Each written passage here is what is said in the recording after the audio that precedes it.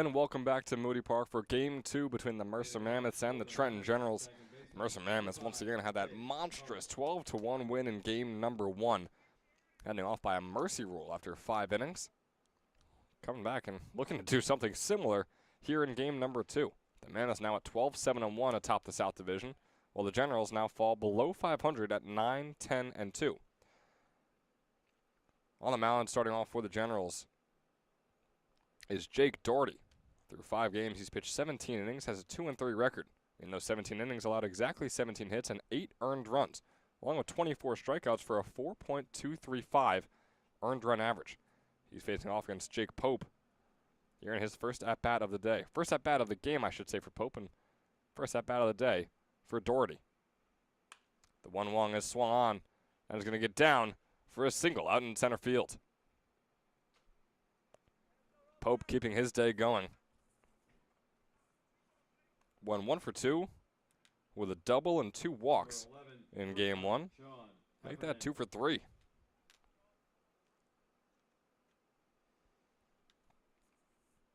And up right behind him is Sean Heffernan, as it was in game number 1 as well. Heffernan, our Toyota player of the game in game number 1. 3 for 4 with 3 RBIs, 3 runs, and 1 double to his name.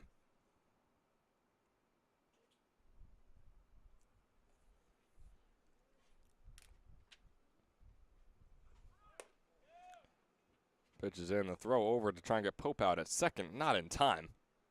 It's a 2-0 count on Heffernan. Jake Pope now over there on second base.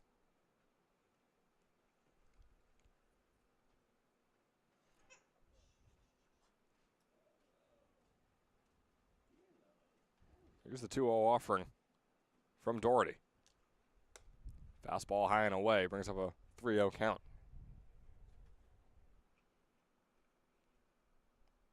Mentioned in game 1, Heffernan, a .560 hitter in his senior season at Burlington Township, headed over to Mount St. Mary's for his freshman season this next spring. The righty hitter standing at 5'10", has a 3-0 count with Pope on second. Fastball in the dirt. Another runner will get on here for the Mammoths. Starting off in a similar way as they did in game number 1. Scored 4 runs in the top of the first time out. We'll see what they're able to put up here. Already 2 on the base with no one out, and Jack Hughes up at the plate. First pitch to Hughes is fouled off.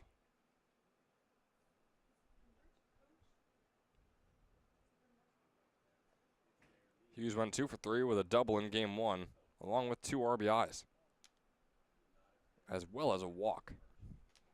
So really back in a big way. I mentioned he hadn't had a hit in his past 4 games. Well, he is right back to his old self. Although he starts off with an 0-2 count against Jake Doherty here, who's seeming to settle in now in the top of the first. After allowing the single to Pope and the walk to Heffernan, they take second and first respectively. Here's the 0-2 offering. Breaking ball fouled off by Hughes, who wrapped up his redshirt freshman season at Lackawanna Community College, a .436 hitter with a .561 on-base percentage and a .1306 on-base plus slugging. Those last 2 leading the Eagles in both categories. That pitch inside and in the dirt for a 1-2 count. Hughes is a D2 JUCO All-American with numbers like that. Helped lead his team to the NJCAA D2 World Series as he grounds this one right over to Hallett. Lennon Hallett the throw over, looking for the double play. He cannot get it. Makes the tag at third to get Pope out, but the throw over to first is a bit of a wild one, and it's going to put Heffernan on third and Hughes on second.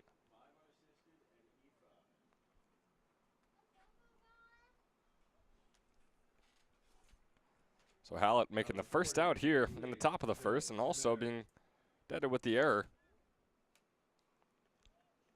Couldn't make the throw over for the double play in time. So now it's runners in scoring position here with 1 out on the board. Still no runs scored, though. Joe Gamitter's going to be trying to be the one, that is, to bring them home. This one off the glove of Bischoff. Gets to it in time to hold Heffernan on third base.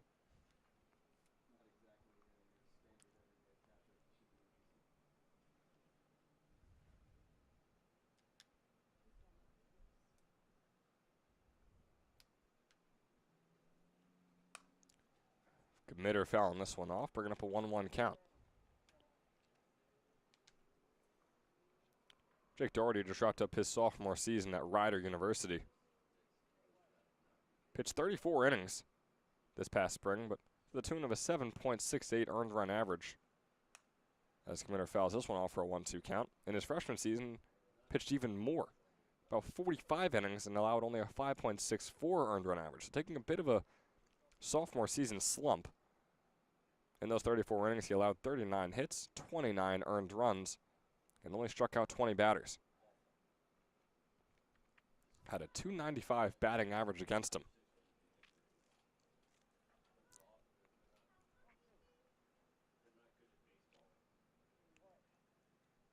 So Doherty wraps up his sophomore season at Rider. Committer wraps up his junior season at Stockton. Lets that one go into the dirt for a 2-2 count.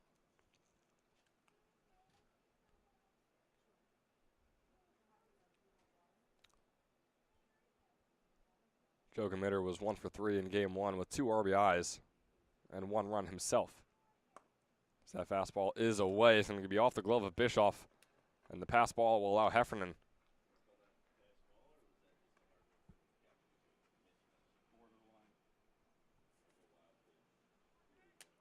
So we're going to flip it over to a wild pitch. Regardless, Heffernan coming home for the first run here in the top of the first.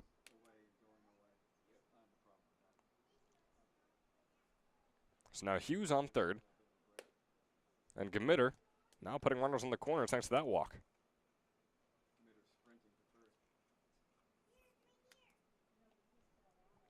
Number 20, catcher Tyler Huzzy. So boy, oh boy, things are looking similar. Not yet as bad as they were in the top of the first of game 1, but the Mammoths offensively seem to be very in control of this one. Now on for his first at-bat of the day is Tyler Huzzy.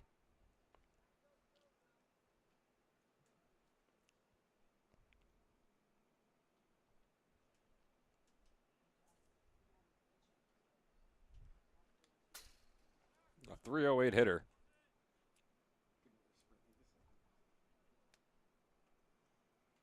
Through 12 games so far this summer. That wild pitch is going to allow Joe Committer to be the second in scoring position here for the Mammoths. Doherty getting up there in pitches, now over 20. Only 1 out to show for it.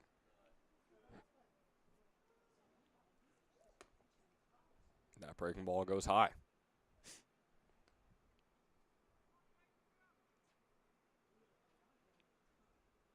So Huzzy here with the 3-0 count. Doherty's 22nd pitch of the first inning. Fastball low and inside. It's going to load up the bases with only 1 out to show for it. Trenton Generals defensively already starting to slowly fall apart, similar to game 1.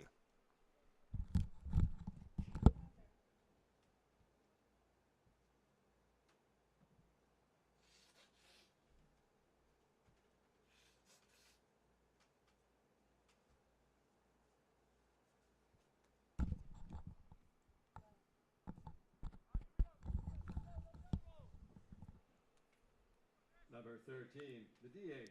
Tyler. So another new man here for the Mercer men is Tyler Dunmeyer in his 5th game this summer.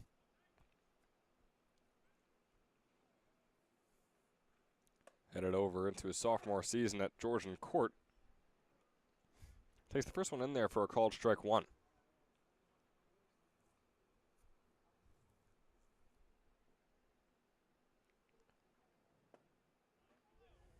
They're going to say he goes around on the second one as well, brings up an 0-2 count. Dunmeyer with 2 walks and 3 strikeouts thus far on the summer.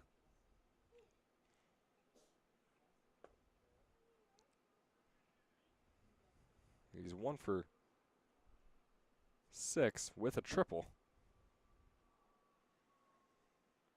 So a 167 average with a over 1,000 OPS. He's got a 1-2 count. Fastball outside, brings up a 2-2. Hughes on third, Committer on second, and Huzzy is on first.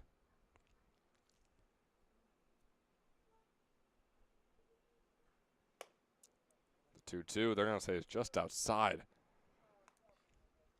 Bringing up a full count pitch.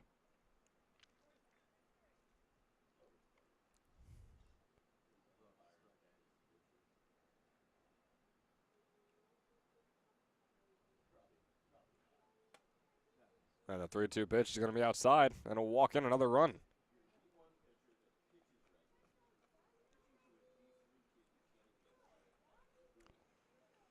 Jake Doherty having his struggles early on here in this one. Nearing 30 pitches on the day. He's already allowed 2 runs in, and the bases are loaded with just 1 out. And now on comes Anichi Steve. Swings at the first pitch out into left center. Cano Pizzell tracking it down, making the grab. Home comes Committer, jogging his way over home plate to make it a 3-0 game with 2 outs on the board and 2 runners on first and second.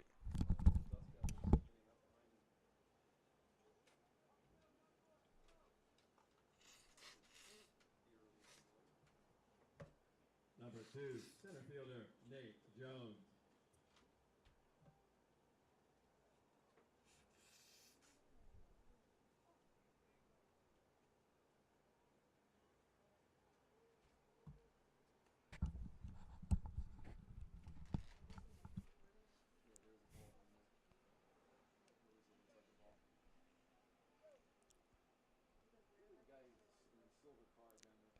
It's now a 3-0 ball game. Nate Jones is going to be the next man to step up to the plate.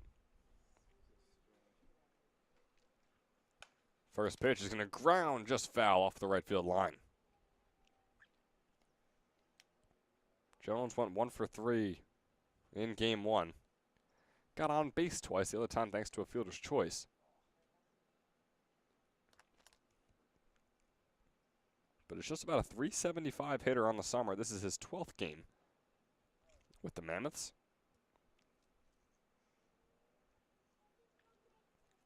0-1 swings away and misses to bring up an 0-2 count. Doherty now over 30 pitches.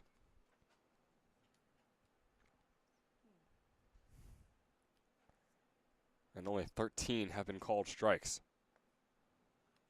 The 0-2 is away and low for a 1-2 count.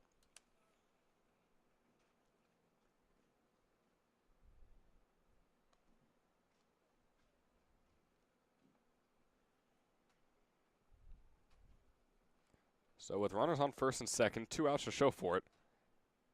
Jake Doherty gearing up for the 1-2 pitch here. And it's Jones on his 4th at-bat today. Swung out into shallow right field. Going to get down before Incalingo can get to it. Rounding third is Huzzy, racing home. He's not going to get there in time. The throw from Incalingo to Bischoff is in time.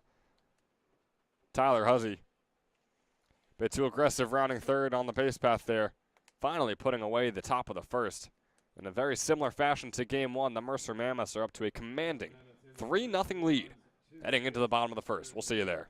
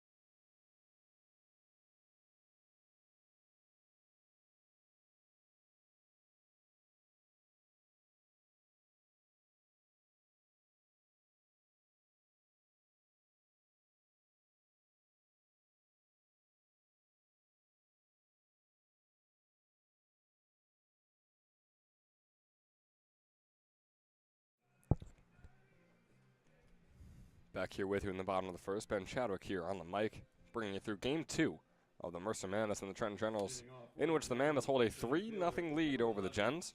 But they've gotten off to hot starts in each of these first 2 games of the doubleheader. On the mound is Nick Lavaco, the Drew University commit, who just wrapped up his high school career at Donovan Catholic. Had a 2.51 earned run average on over 30 innings pitched, allowed 39 hits and 11 earned runs with 27 strikeouts. Has an 0-1, now an 0-2 count on Jack Ploppert, leading off for the second time today.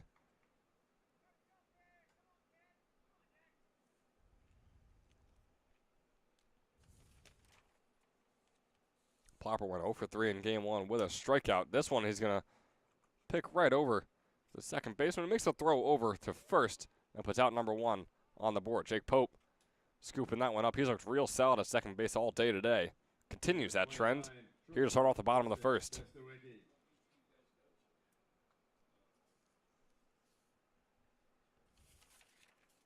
So now on comes Justin Sestowicki, another guy who with the exact same stat line as Jake Pope, or rather as Jack Ploppert, went 0 for 3 with a strikeout. Takes the first pitch way down low for ball 1.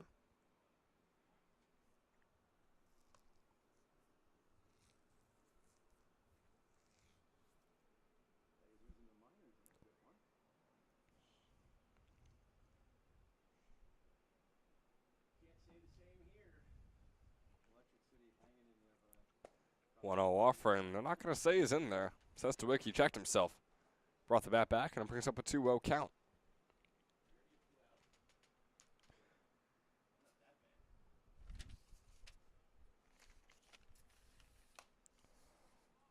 Some popped up sky high from Sestowicki, and it's going to be foul, looks like, right over our press box, and here it bouncing over into the parking lot.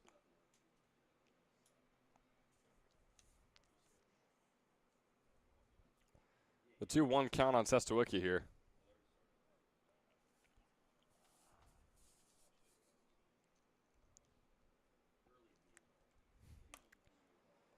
Picks this one out to shallow right center. Pope will shuffle over, make the grab right on the outfield grass for out number 2. Nick Lavaco, this is his 4th game this summer. In his prior 3, he pitched 17 innings, started 2 of those games. Holds a 2-0 record. He's allowed 12 hits and 3 earned runs across those 17 innings.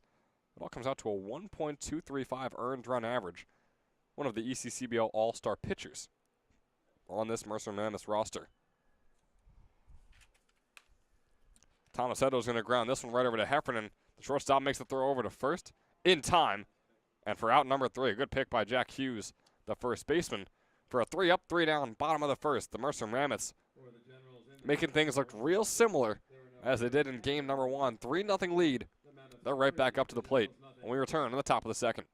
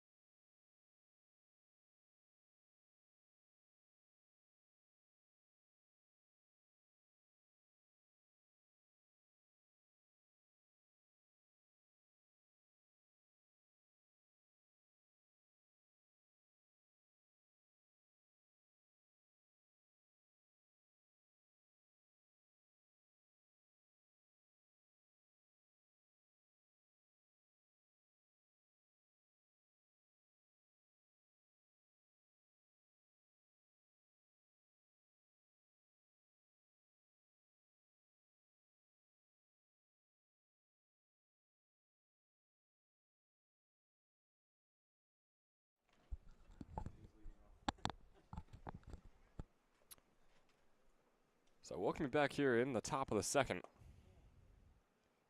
Leading off MJ Wright is up at the plate left fielder, number 9, MJ Wright. for the Mercer Mammoths. Some defensive changes. Alex Bischoff now out in left field after catching for just 1 inning, and J.C. LaCara is right back behind the dish, as he was for all 5 innings of Game 1.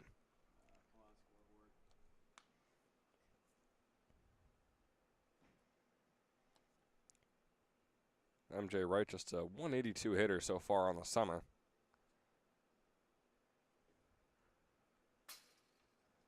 Six hits with 5 singles and 1 double. So it's off with a quick 3-0 count.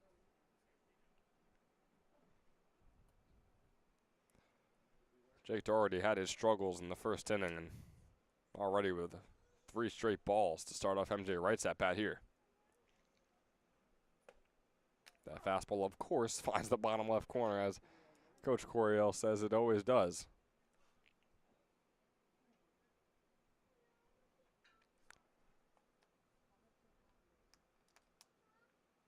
So here is the 3-1 offering. Picked out into left center. Ploppert is the one chasing it down. So is Bischoff, and Bischoff in his new position, making a nice play out there in left center. Also Nova making the grab for out number 1 here in the top of the second.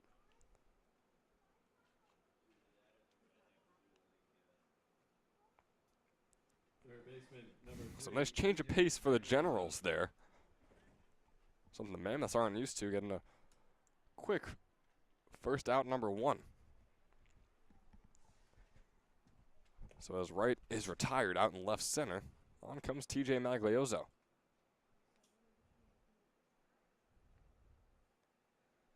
Another guy who is batting lower than 200, I should say exactly 200 Maglioso is, as he puts this one right inside fair along the right field line, rounding first, but he's going to have to stay put at first. Boy, with that type of hit, you'd think that would veer off and let him go to second at least, but instead he's forced to stay with just a base single. Second baseman, Jake Pope. And as Maglioso rounds off the order, we go right back to Jake Pope.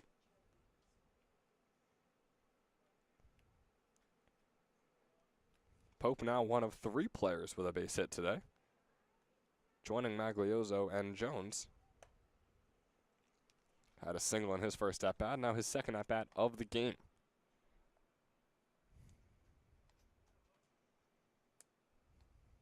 It's our 6th time seeing him up at the dish today.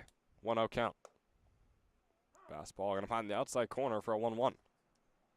Bit of a delayed call there. As there's 1 out on the board. And Maglioso on first. Pope swinging on. Shading a bit into left center. Ploppert walks over to make the easy grab out there in center field. And puts out number 2 on the board, and Sean Heffernan comes right back up to the plate. Number 11, shortstop, Sean Heffernan. He walked in his first at-bat. Now for the second time here. As I mentioned, went 3 for 4 in game number 1, was our Toyota player of the game. He had that double and 3 RBIs to his name. Looking for another hit right here, out into left center. Ploppert chasing it down, and Ploppert making another grab. 4 up, 3 down. Coach Coryell is very excited about that one. Second, no runs, 1 hit. The Generals finally showing some defensive prowess. The Mammoths 3. Something we didn't see too much of in game 1. Maybe the tides are turning here for Trenton in game number 2. We'll see if the same can be said for their offense when we come back in the bottom of the second. We'll see you there.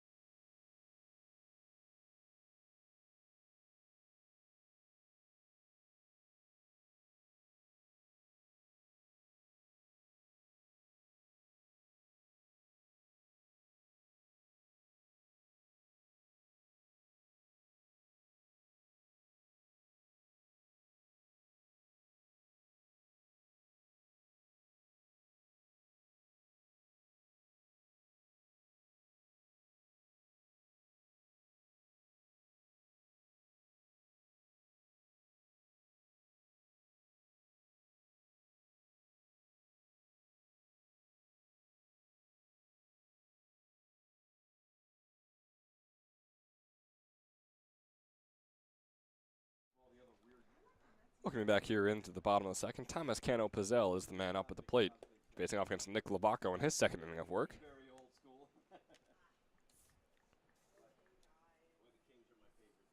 Cano Pizzell with his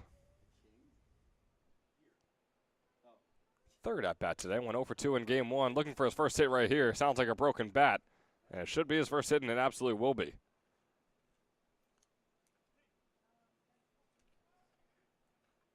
Was chased down by Heffernan for a while, and he got a glove on it, sort of, right down the middle line, but no chance he was making a play on that one. So Cano Pizzell getting his first hit of the day, and Donato Incalingo steps up to the plate. First time we're seeing him in this one.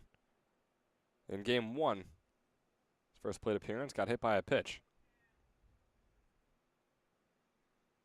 Lavaco's first pitch to him. Fastball fouled off. Cano Pizzell headed into his junior season at Penn State Abington. Was a .330 hitter this past spring with 7 doubles and 6 home runs, along with 36 RBIs. He's got a 0-1 count against Lavaco right here. Here is the offering. Fastball. Looked as though it was fouled off, and it was. And Kalingo not happy with that one. Knew it was going to be down there for a ball.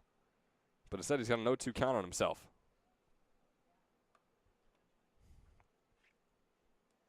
With Cano Pizzell on first. Then Kalingo still looking for his first hit today.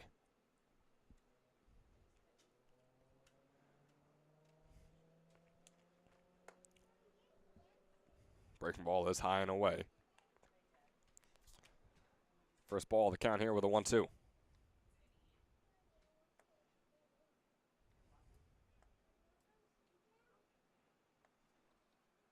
Here's the offer from Lavaco, swing and a miss there from Incalingo. His second strikeout of the day, first of this game. And it puts the first out on the board here in the bottom of the second.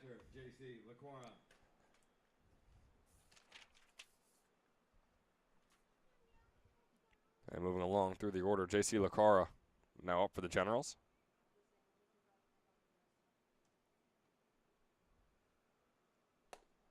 Takes the first pitch inside.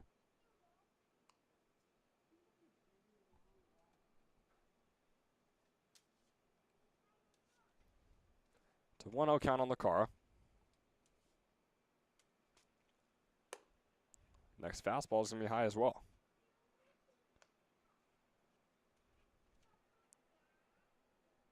Lacara in game one went 1 for 2 with a single. Has a 2-0 count against Lavaco here, who is now 16 pitches into his day. Fastball, swing and a miss from Lacara. Nice hard pitch from Lavaco, hovering around the 83, 84 mile per hour mark on these fastballs.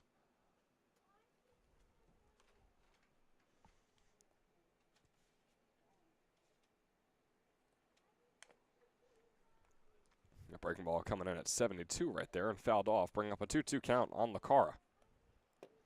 J.C. Lacara headed into his sophomore season at Randolph-Macon.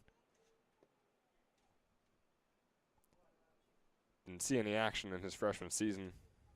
And 2 years ago, in his senior season at Allentown High School, was a .230 hitter with a double and a home run to his name. Grounds this one, looking for the gap, not going to get past Pope. He makes the throw over to first for out number 2. So able to avoid the double play as Cano Pizzell makes his way onto second base. But Lacara getting out at first. Now 2 outs on the board for Luke Guire, who is next up at the plate. Number 24, the DH, Luke Guire. Guire mentioned just wrapped up his season at Bordentown High School. Got a few Bordentown high school guys who just graduated here in the ECCBL. Guire standing at 6'2", 200. First pitch is a hard swing and a miss. I could tell he was trying to piece that one maybe out into right center. Guire, while batting .470 in his senior season, was also a varsity boys soccer player. Has 0-1 count, swings and misses at that one as well. The Delaware commit.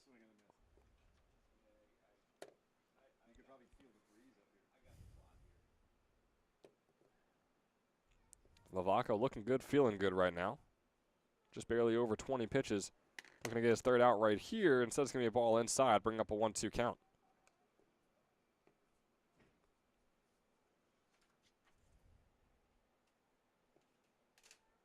Keno Pizzell on second. He's got 4 stolen bases on the summer.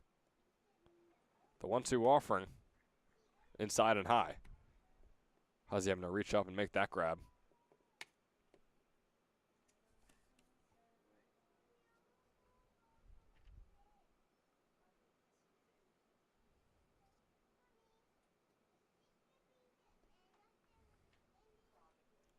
So here's the 2-2 offering from Lavaco. Fastball swung on and missed. So it's going to be a foul tip call. Either way, it's out number 3 here in the bottom of the second. For the Generals in the second, no runs, 1 hit. There were no errors and 1 left. Just Thomas Keno Pizzell is the only one to get on here for the Gens, as they still trail 3-0 heading into the top of the third. I would like to give a big thanks to one of our sponsors here today, Northfield Bank. They've proudly been serving local communities since 1887 with branch locations across Mercer and Hunterdon counties. Northfield offers simply free checking with no minimum balance, no monthly fees, and no per check charges. Northfield Bank customers also enjoy free online banking, mobile app access, and a free debit card for everyday purchases. For more information, please visit northfield.com or follow Northfield Bank on LinkedIn, Instagram, Facebook, Twitter, and TikTok at Northfield Bank. Top of the third coming your way after this.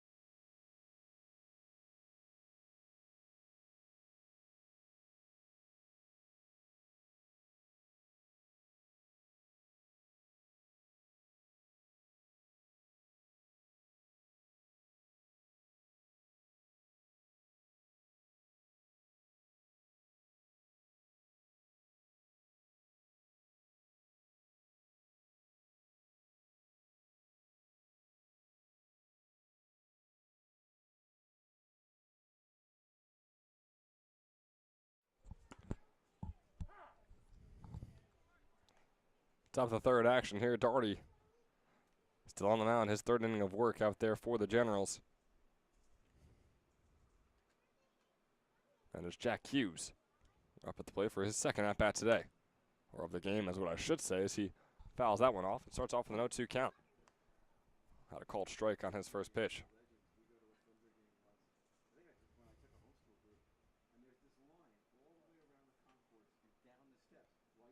Hughes getting on next to a fielder's choice in his first at-bat. As the 0-2 grounder right up the middle. Tomasetto's going to ground it, toss it over to first, and get out number 1. Boy, Nick Tomasetto has looked really, really solid through these 2 games and really the entire season playing second base over there. And, I mean, with the bat in his hands, too. So, overall, Nick Tomasetto's value cannot be understated this summer for the Trenton Generals, also playing the most games of any player on the entire Generals roster.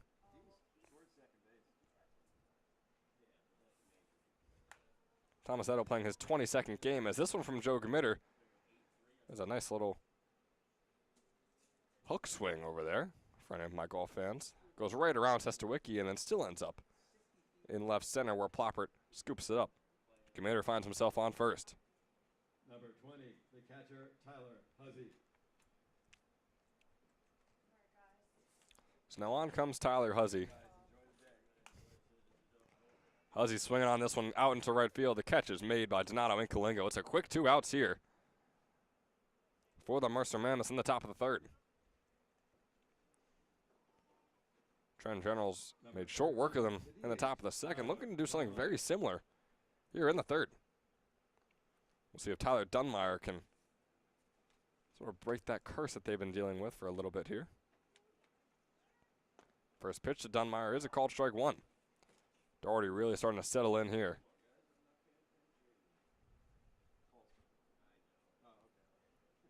His 50th pitch of the day was that called strike.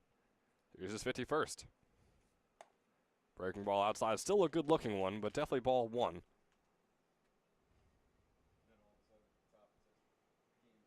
Dunmire's one hit came a little over 2 weeks ago on June 21st against the Express. That was that one triple that we mentioned. Other than that, he's been hitless since. Played on the 28th against the Timber Rattlers and the 29th against the Scranton Wilkes-Barre Miners. Now here he is once again today. 2-1 count against Doherty. Fastball outside brings up a 3-1 count.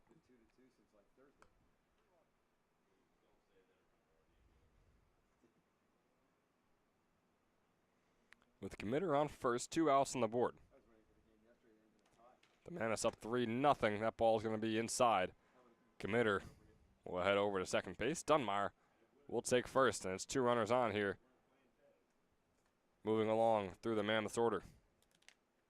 Zanichi Steve is back up.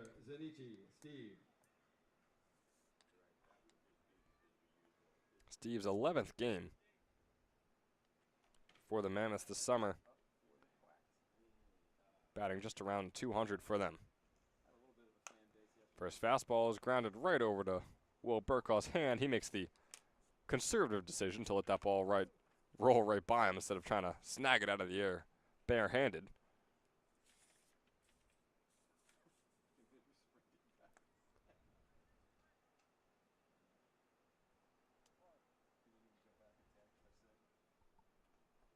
Here's the 0-1 to Steve. Doherty was a good-looking one. Says it's going to be called ball one. Here's the 1-1 count. Steve LaSalle commit was a .434 hitter in his senior season at Morristown High School. 9 doubles and a home run to his name. That fastball outside going to bring up a 2-1 now.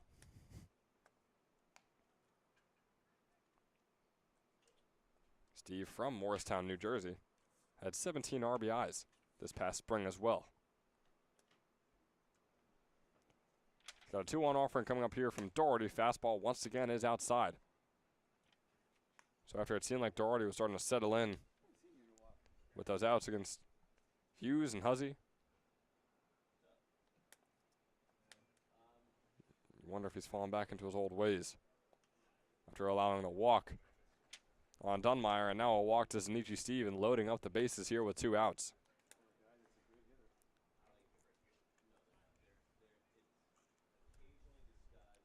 What seemed to be their second straight inning of not allowing a single run to the Mammoths could be quickly unraveling right in front of our very eyes.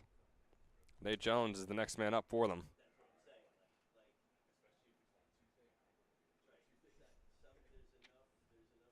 Went 1 for 3 in game 1. Already started off this one with a single. Number 2, center fielder, Nate Jones.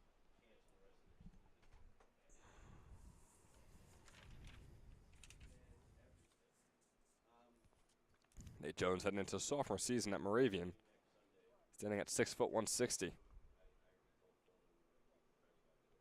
As I mentioned, around a .380 hitter so far this summer as he fouls that first one off.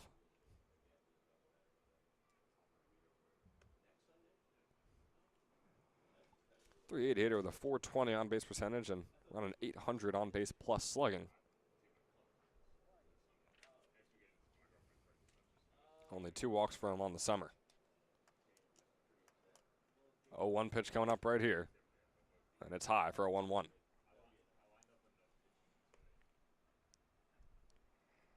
Doherty's still really trying to settle in here.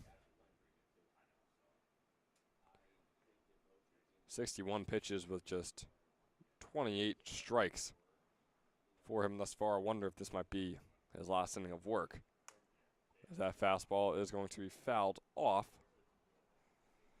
just past Cano Paizel's reach. Keeping it going here with the 1-2 count on Jones.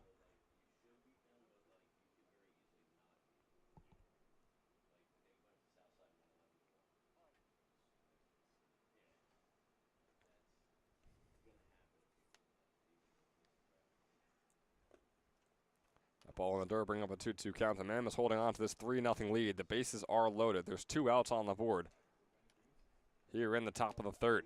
That was rough to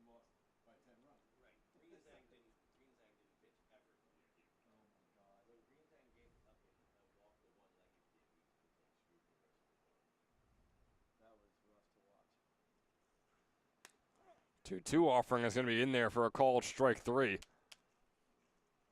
Despite loading up the bases, the Generals once again avoid giving up a run to the Mammoths. They only gave up those 3 in the top of the first, which, again, 3 runs through 3 innings doesn't sound like the greatest thing, but when you compare it to Game 1 where they got Mercer ruled 12-1 in just 5 innings, gotta take what you can get at this point. They trail 3-0 when we come back in the bottom of the third. They're right back out to the plate.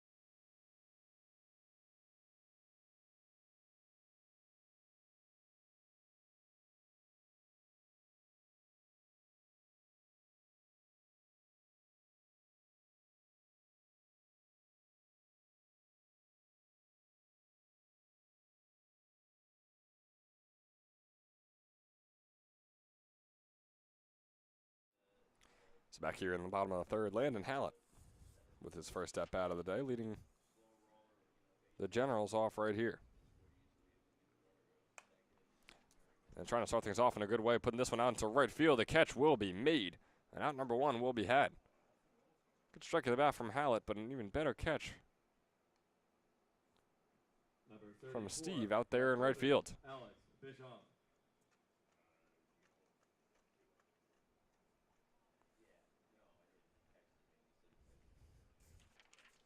And so it brings on Alex Bischoff.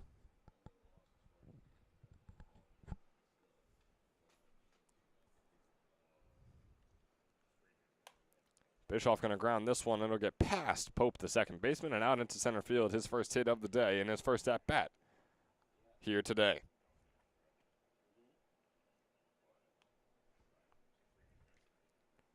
Alex Bischoff, just a 139 hitter. That's his 5th hit of the summer right there. And as Bischoff finds his way onto first, we go right back to the top of the order with Jack Ploppert.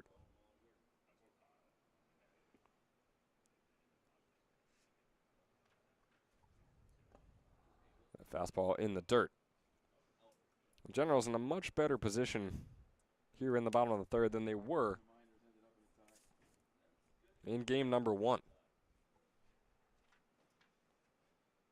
Already down 7-0 at this point. 3-0 is still nothing to scoff at, but it's definitely comebackable, if you will. Especially here at the top of the order. There's one out on the board, sure, but I got a runner on the top of the order. Up right here.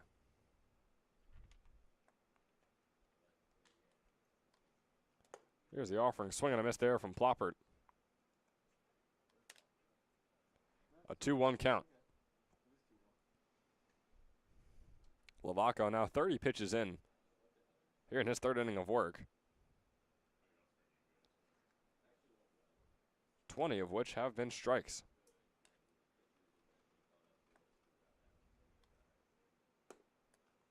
That one is going to be just outside on Ploppert, who takes a couple steps forward, heads back into the box. A 3-1 count coming up for him here.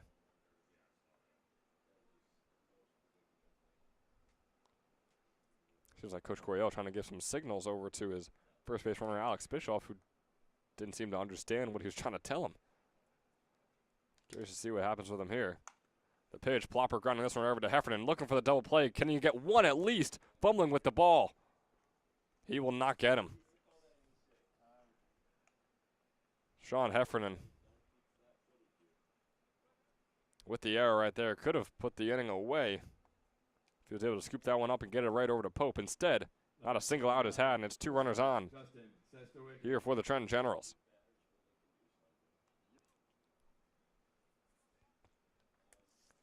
So now on comes Justin Sestawicki. He went 0 for 3 in game number 1 with a strikeout. He's 0 for 4 on the day if we're counting his first at-bat here in game number 2.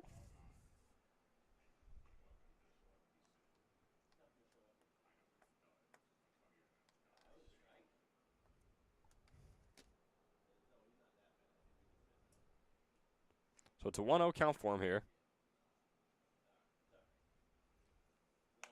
Swung on by Sestawicki out into left field. Bischoff is going to round third. And he'll stay there, actually, after Coach Coryell gives him a bit of a late signal there. So the bases are loaded up here for Nick Tomasetto. Just the batter that the Generals want to see, and the exact batter that Nick Lovaco does not want to be seeing right now in this type of situation. He really is the type of guy where you wouldn't be surprised if the game could be all tied up after one swing of his bat. 1 triple, 4 home runs on the summer, along with 5 doubles. Make that 6, actually. He had a double in game number 1. Here's the first pitch to Tomasetto, low and away.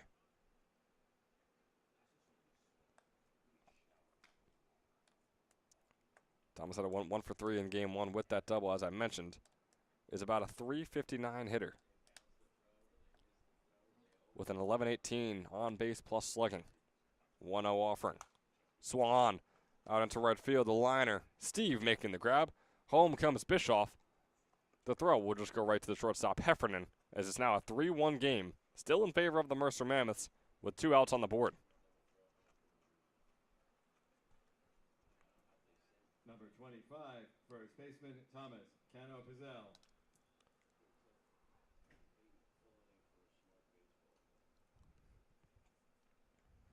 And now moving on over to Thomas Cano Pizzell. Went 0 for 2 in game 1. Had a single in his first at-bat here. Would love to get a little 2-out rally going here for the Gens. Here's his first offering. Swing and a miss from Cano Pizzell. Very early on that one.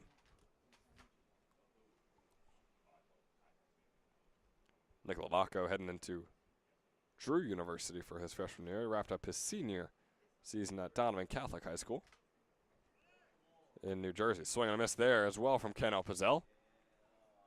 Ploppert stealing third and Sestawicki stealing second.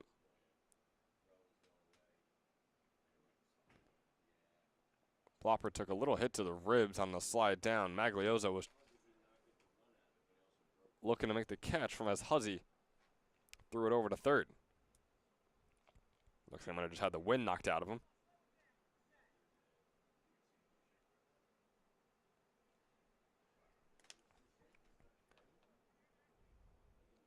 So now runners in scoring position here for Thomas Cano Pizzell, who's looking for his second straight hit today.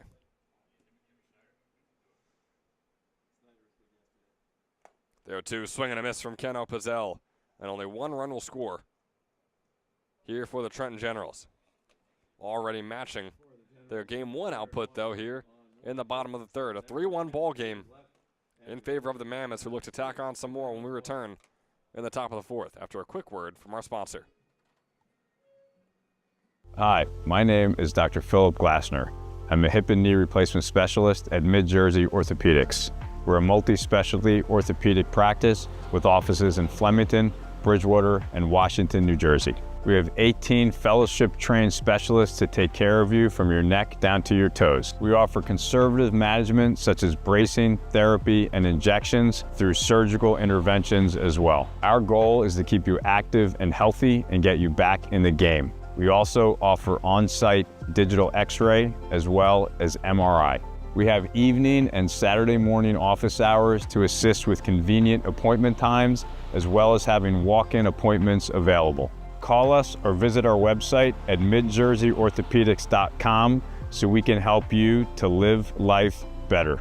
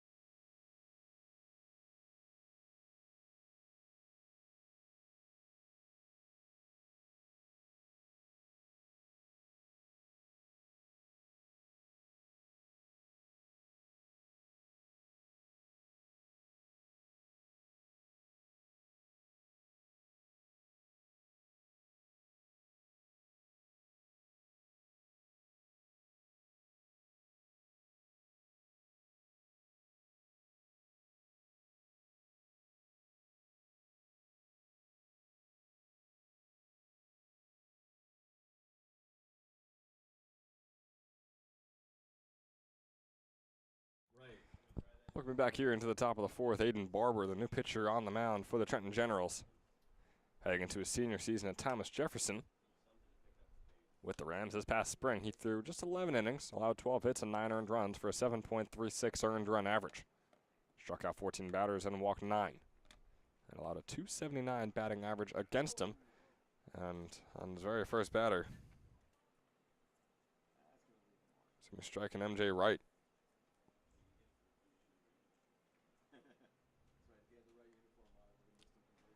MJ Wright taking one right to the back there. Number 3, third baseman, TJ Maglioso. Moving on near the bottom of the order here for the Mercer Mammoths.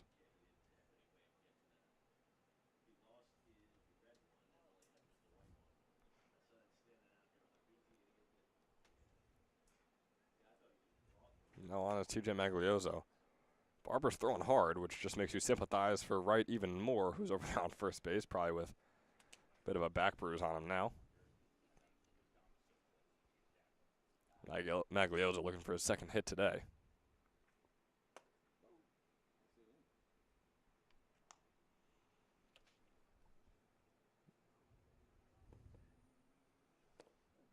He's got a 2-0 count on him.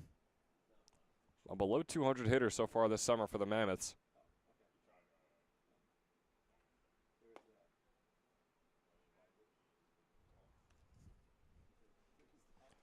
Now making a 3-0 count on Maglioso.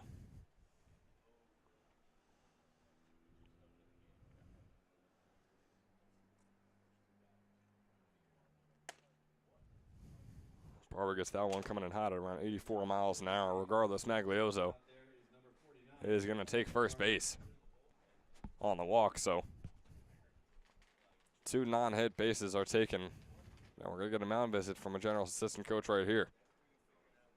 As the game takes a break, we will as well. And be right back here. 2 runners on, no outs here in the top of the fourth. We'll be right back.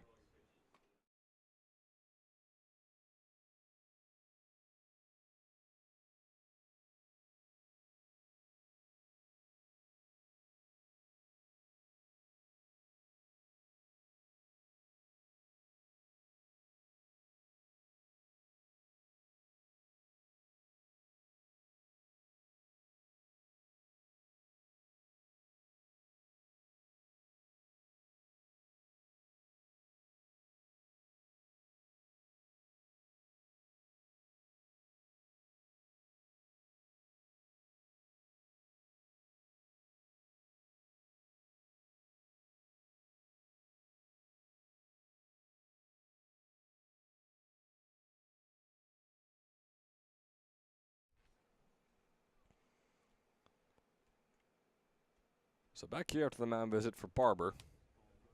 Throws a fastball. It's his 9th straight ball.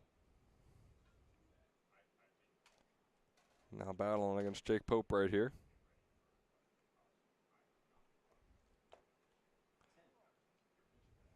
Another ball. Brings up a 2-0 count.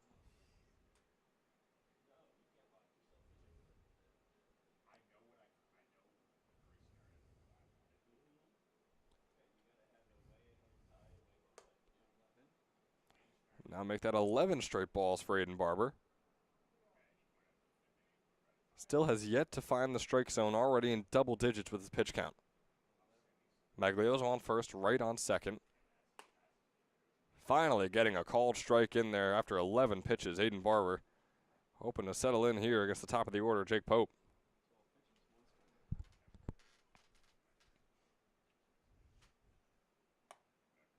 And now I'm going to find the outside corner as well.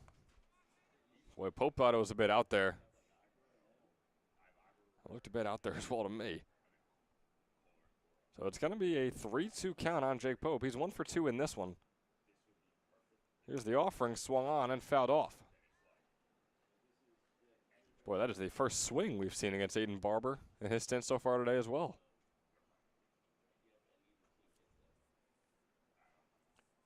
Jake Pope is 2 for 4 today, with 2 walks, a double, and 3 runs across the 2 games so far. He's got a 3-2 offering, once again here, that he's going to foul off hard right up against the fence.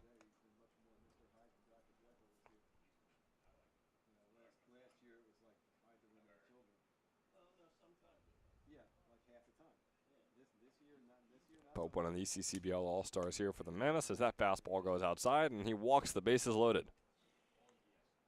Hit by pitch, walk to start things off for Aiden Barber. Number 11, shortstop, Sean Heffernan. And what was a very successful last 2 innings for the Generals defensively. It looks like the Mammoths might be tacking on a few more runs right here, as this one goes way inside. Coming straight at Heffernan. He dodges out of the way and brings up a 1-0 count.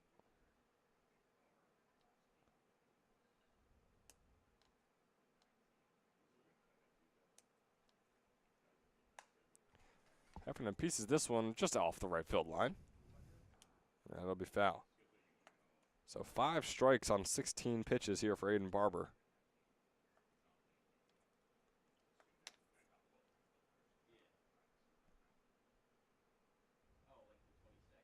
Heffernan's 0 for 1 today with a walk, or 0 for 1 in this game, I should say, with a walk. Went 3 for 4 in game number 1 with a double and 3 RBIs to his name. Once again, was our Toyota player of the game in game number 1. Here's the 1-1 from Heffernan. Out of shallow right field. Catch is made by Incalingo. The throw home as no one will advance. Wright stays on third. Maglioso stays on second. Solid play from Incalingo, keeping him there. Number 21, first baseman, Jack Hughes. Finally putting the first out on the board here in what has been a lengthy top of the 4th. And Jack Hughes.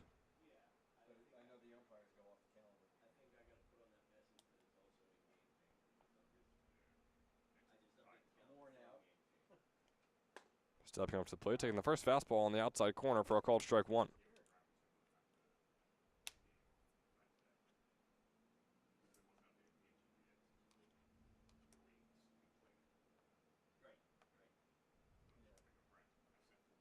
The 0-1, now going to be an inside pitch. Barber, you could say he's starting to settle in a bit, definitely looking better than he did in the first 3 batters. Still having some struggles finding that strike zone. Pitching in the low 80s to mid 80s. 84 was his fastest pitch up until now. This one going to be fouled off. Bring up a 1-2 count on Jack Hughes. He's 0 for 2 in this one. Went 2 for 3 in game 1 with a couple RBIs and a double. Not exactly able to produce the same output here in game number 2.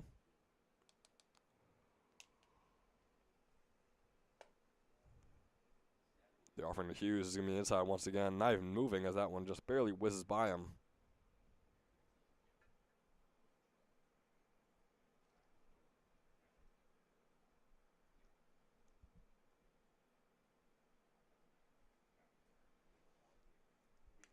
2 off, and Hughes is fouled off. Right back towards us, continuing the at-bat.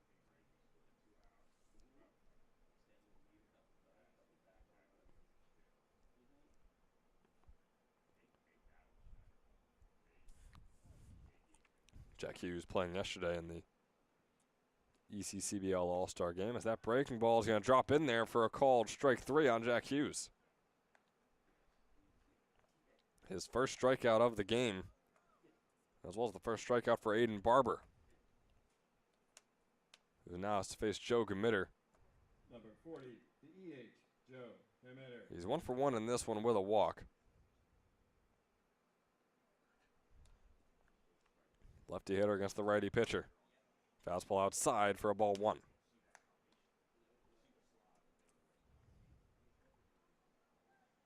The base is still loaded here for the Mammoths, and still no runs scored just yet. As this one's going to be grounded right over to Barber's glove. He's going home to make the play at home for some reason. He gets it in time.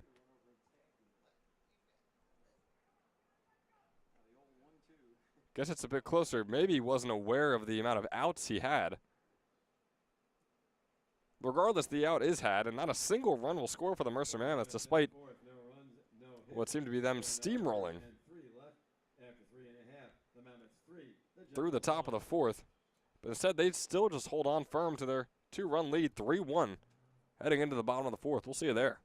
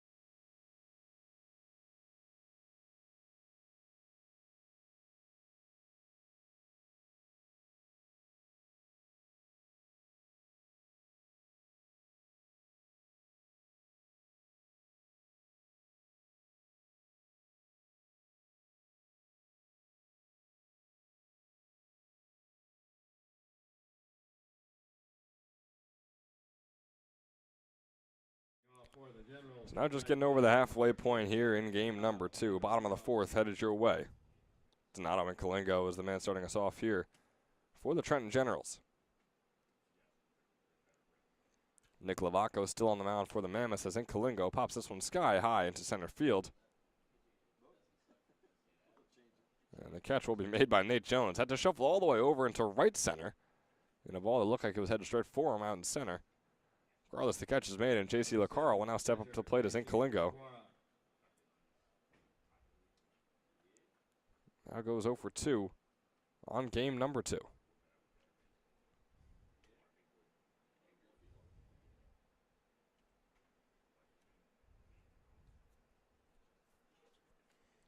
J.C. Lacara is 0 for 1 in this one. That ball cut in there. It's going to be a little too far inside, they say, for a 1-0 count.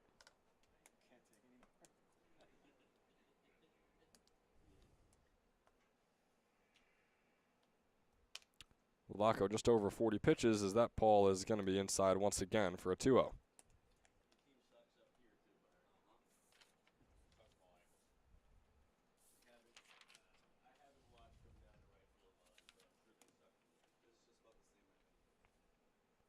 To Lacara. Popped up and fouled off right behind us. Here behind home plate. J.C. Lacara went 1 for 2 in game 1. Is hovering around a 270 hitter for the Generals this summer. Played in 20 games, including this one, as that ball's going to be in there in the bottom right corner for a called strike 2. Good looking pitch from Lavaco. Nick Lavaco, 44 pitches, 28 strikes on the day. Here in the bottom of the fourth, already with one out. Looking to get his second. That's a hard hit foul off the bat of Lacara.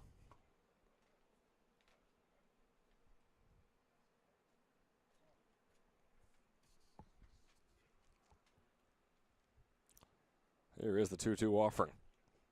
Lavaco winds up and deals, and another one will be fouled off by Lacara right over us.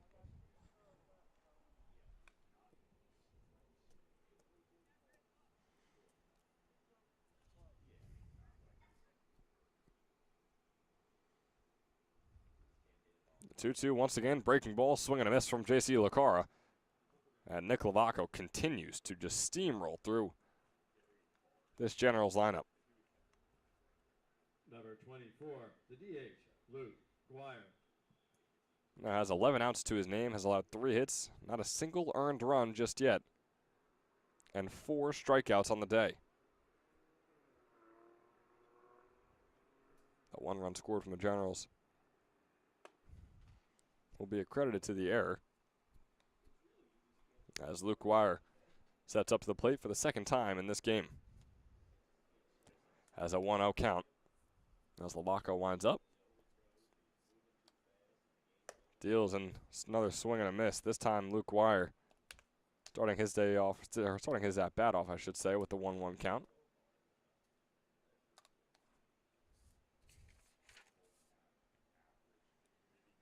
Guire still looking for his first hit today as he puts this one out into right field. Steve chasing it down, or I should say just shuffling over there and making the easy grab for a quick 3 up, 3 down. The Mammoths continue on, making the quick halves in the bottom halves of these innings. Headed back to the top. The Generals look to keep their streak going. 3 scoreless innings from the Mammoths we've seen in the top of the second, third, and fourth.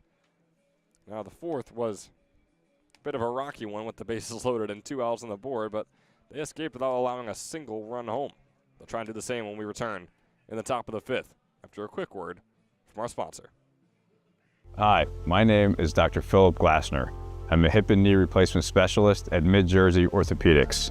We're a multi-specialty orthopedic practice with offices in Flemington, Bridgewater, and Washington, New Jersey. We have 18 fellowship-trained specialists to take care of you from your neck down to your toes. We offer conservative management such as bracing, therapy, and injections through surgical interventions as well. Our goal is to keep you active and healthy and get you back in the game. We also offer on-site digital x-ray as well as MRI. We have evening and Saturday morning office hours to assist with convenient appointment times, as well as having walk-in appointments available. Call us or visit our website at midjerseyorthopedics.com so we can help you to live life better.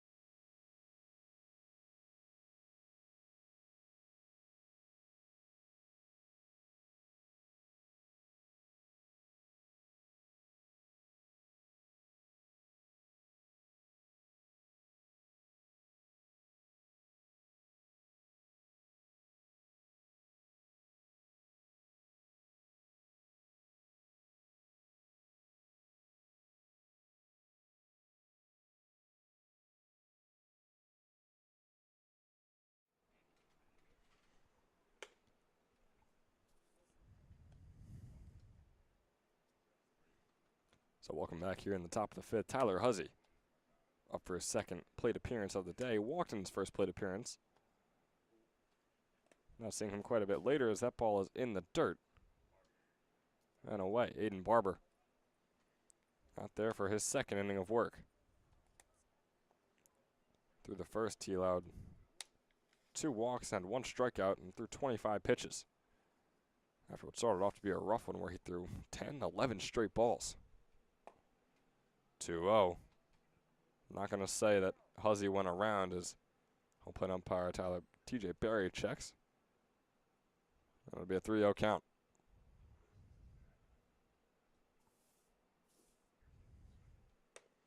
This ball's going to be way inside. Huzzy takes a little skip and a hop back. And will trot his way over to first base. Number 13, the DH, Tyler Dunmeyer.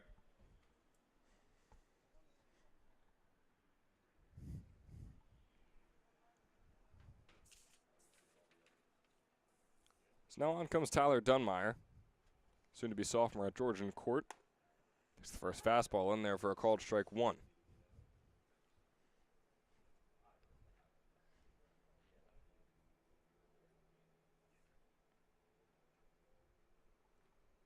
Dunmeyer with 2 walks today as he swings and misses and puts himself into an 0-2 hole.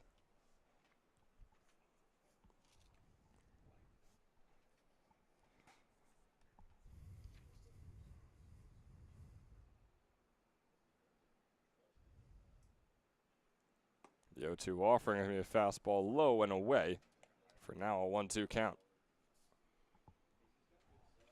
However, it was another solid-looking pitch from the right arm of Aiden Barber, who is now just over 30 pitches on the day.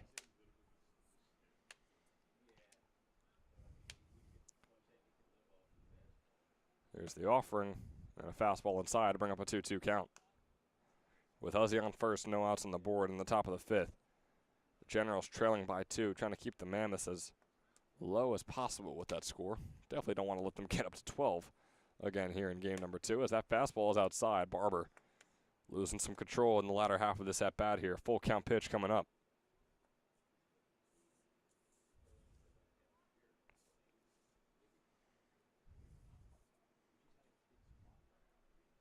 Dunmeyer still just 1 for 6 this summer. As off goes Huzzy as he fouls that one off. Tyler Huzzy. Not a single stolen base just yet on the summer. He's been caught stealing once, so he's attempted it.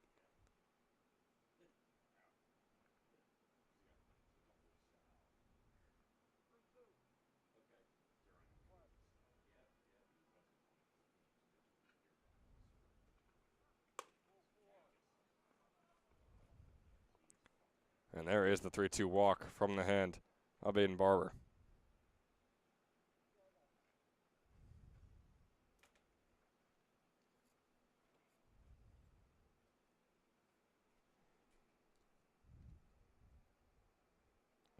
You get a mound visit from Coach Coryell talking to his pitcher. Kind of sighing and slapping his hands against his thighs. Can tell he hasn't been too fond of the performance up until this point. We'll see what Barber's able to perform. When we come back after a short break, we'll see you there. Top of the 5th. Resumes on.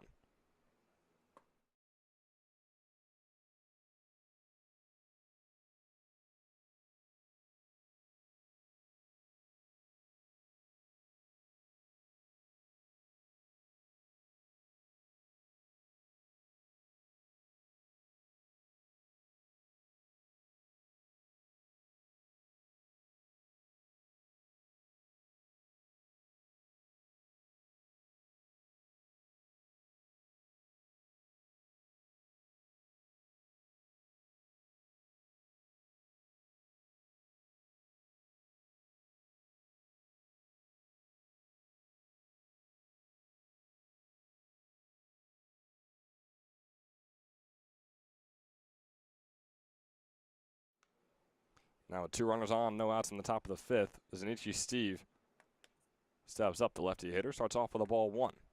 Here's the next pitch coming up from Barber. Fastball swinging, a miss from Steve there.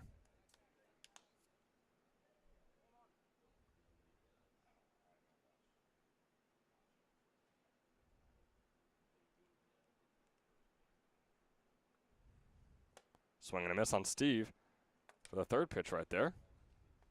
Taking his helmet off. Trying to calm himself down or maybe hype himself up. I can't really tell. Regardless, a 1-2 pitch coming up for him right here. Steve the LaSalle commit. Still looking for his first hit of this one as that fastball goes outside for a 2-2 count.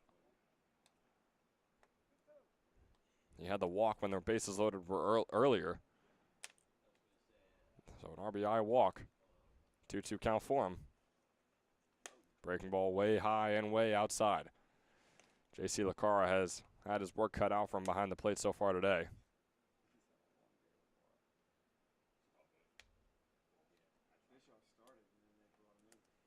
Here's the 3-2, fouled off. Steve continuing on the at-bat.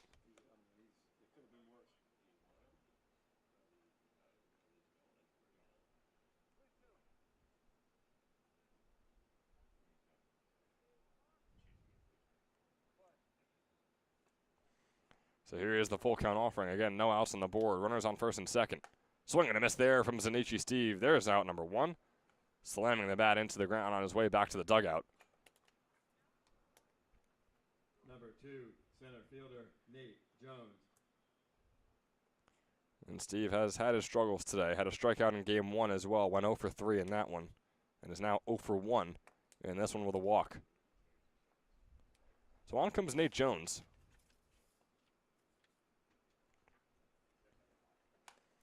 One for 2 here in game 2 as he grounds this one right over to Thomas Cano Pizzello, who struggles mightily with the ball.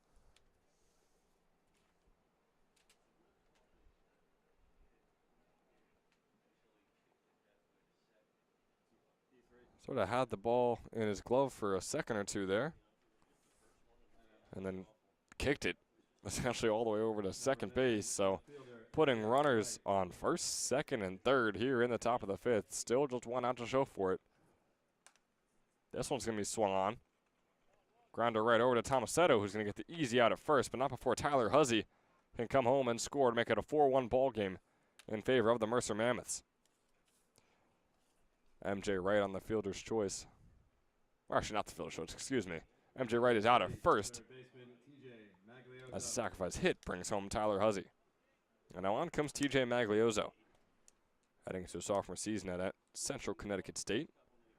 Didn't see any action in his freshman campaign as he swings and misses at the first pitch. Barber up near 50 pitches already in his second inning of work. Last summer in the ECCBL, Magliozzo with the Mammoths was a .262 hitter in the 30 games he played for them, as he's got a 1-1 count. So far this summer, though, just a .179 hitter.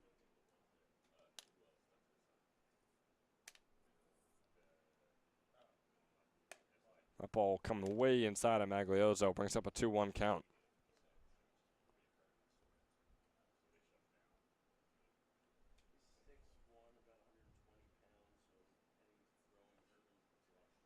Magliozzo did get a hit in his first at-bat today. Looking for another one right here as he fouls that off. Heading over to Parkside Avenue back there.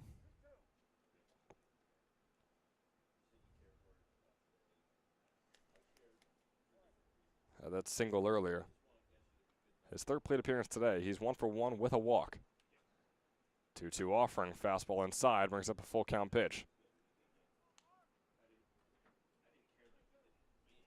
2 outs on the board. Runners on second and third. And the Mammoths enjoying a 4-1 lead over the Generals here in game number 2. Here's a 3-2 offering. Fastball inside will load up the bases once again.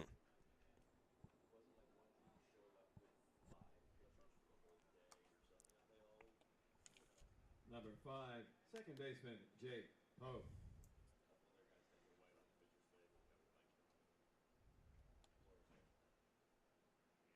And so for the 4th time this game, Jake Pope back up to home plate, only the top of the 5th. First fastball is going to find the inside corner. It's interesting because Barber can have those pitches where he's able to paint the corners, and it's a beautiful looking fastball. And then there's times where he throws pitches, I don't want to say like that because that wasn't a erratic ball, but he has those ones where he forces Lucaro to really get out of his stance and chase balls down, and sometimes really have to chase him down because they go over his head and he's got to actually get up. As this one's going to be fouled off from Pope. He checked himself, knew it was high, but didn't check himself enough. Ball still finding its way onto the bat. And foul. 1-2 count coming up here for Pope.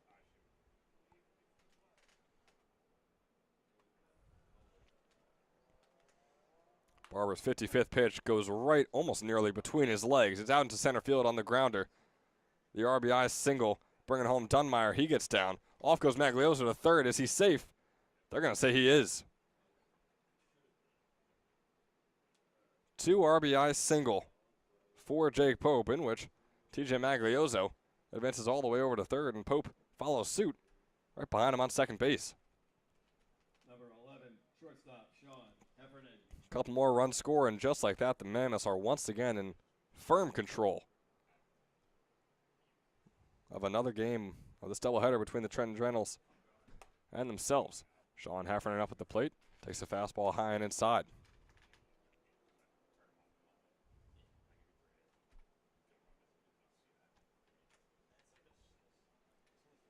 1-0 pitch on Heffernan. That one's going to find the outside corner.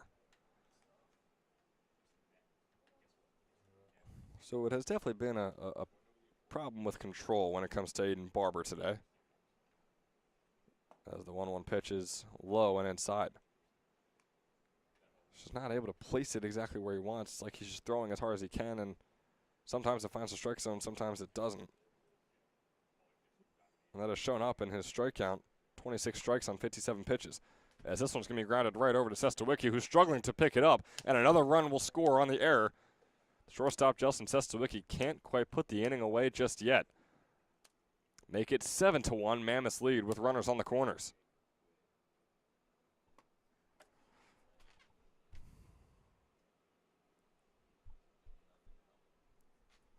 Number 21, first baseman Jack. It brings on the ever-dangerous hitter Jack Hughes.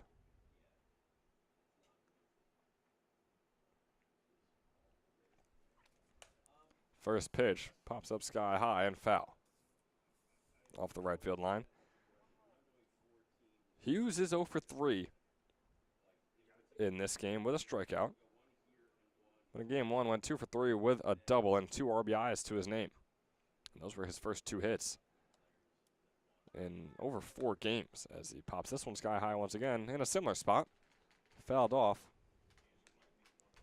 Back to our right side. 0-2 count for Jack Hughes. Top of the 5th inning that has really dragged on for the Trenton Generals. They're hoping to get out of there as quickly as possible. Giving up 4 runs here in the top of the 5th. Gave up 3 in the top of the 1st. 0-2 pitch. Fastball outside and low. Talked about what Hughes has been able to accomplish. A .436 hitter in at Lackawanna this past spring. Was named Region 19 Player of the Year. That fastball going to be just outside. Bring up a 2-2 count.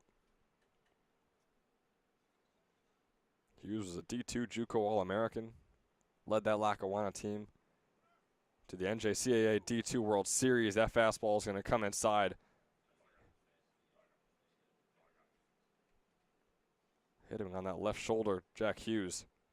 Looks to be all right. Barely even shaken up. As he walks over to first and loads up the bases once again for the Mammoths. Hughes seems to be all right.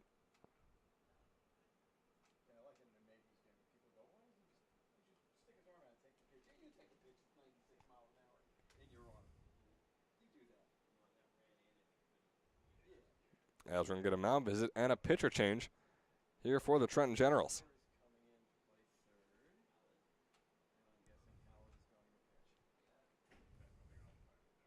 As well as some defensive changes. So Landon Hallett will be the new pitcher out there for the Trenton Generals. He'll get his warm-up pitches in. There's 2 outs on the board.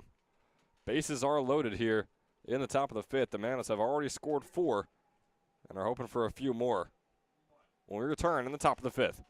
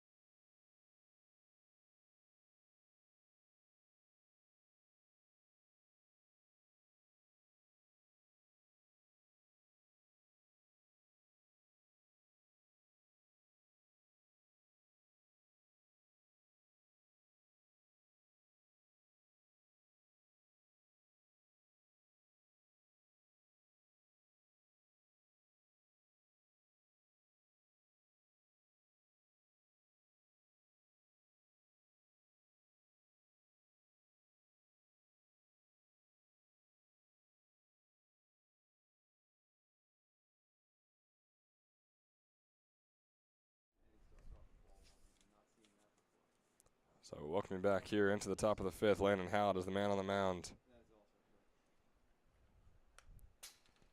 Only has 2 outs to his name this entire summer. Faced 7 batters to get that on June 29th against the Quakertown Blazers. About 4 hits and 3 earned runs in less than an inning pitched. And Hallett, this past spring for Pennington High School, pitched a little over 9 innings, allowed 6 earned runs for a 4.5 earned run average. He's got a 2-1 count against Joey Stacuro here. 2-1 is fouled off to bring up a 2-2. Again, the situation, the bases are still loaded with Pope on third, Heffernan on second, Hughes on first.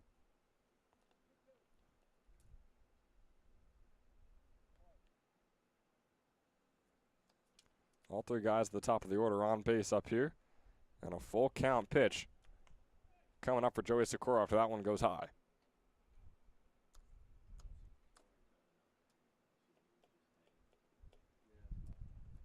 There is the 3-2. Breaking ball inside will walk in a run. 8-1, the Mercer Mammoths lead. They now lead 20-2 across both these doubleheader games, putting together the combined score of the 12-1 win they had in game number 1, and now leading 8-1 here in game number 2. Absolute domination from Mercer over Trenton here today. Now up the plate, Tyler Huzzy, still looking for his first hit today.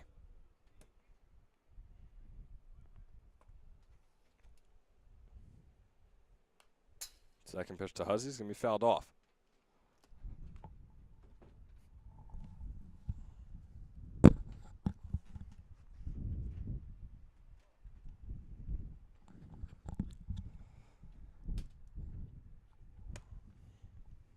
That fastball is going to go outside. So a 2-1 count coming up here for Tyler Huzzy. The NJIT commit wrapped up his senior season at Jackson Memorial High School. He's got a bit of wind picking up here at Moody Park. Huzzy's going to piece this one out into right field. Donato Incalingo shouldn't have to move too much for this one. Making the grab for out number 3. Finally getting out number 3 here in the top of the 5th after 5-run score for the Mercer Mammoths, and they now lead 8-1 over the Trenton Generals. The Gens have just 3 more innings to work to make up these 7 runs, and maybe more depending on if their defense can step up as well. I'd like to remind you that the ECCBL is sponsored in part by Northfield Bank. They've been proudly serving local communities since 1887, with branch locations across Mercer and Hunterdon counties. Northfield offers simply free checking with no minimum balance, no per-check charges, and no monthly fees. Northfield Bank customers can also enjoy free online banking, mobile app access, and a free debit card for everyday purchases. For more information, please visit northfield.com or follow Northfield Bank on LinkedIn, Instagram, Facebook, Twitter, and TikTok at Northfield Bank. We'll see you in the bottom of the 5th.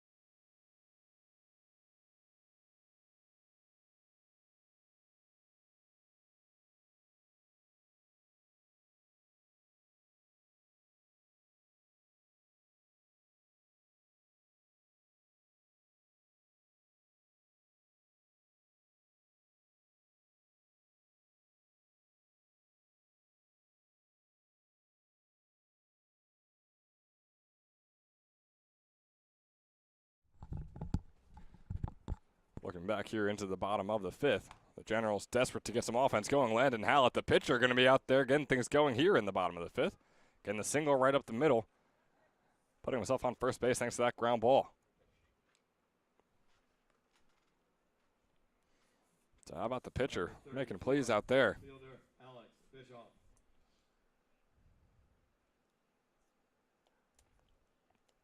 Halleck got that singular out to wrap up the top of the 5th.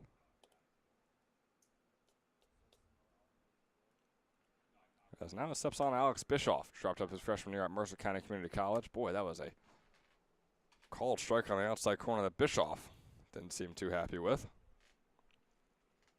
He has no 1 count. Fastball's going to be in there for a called strike 2 as well. Bischoff yet to swing the bat.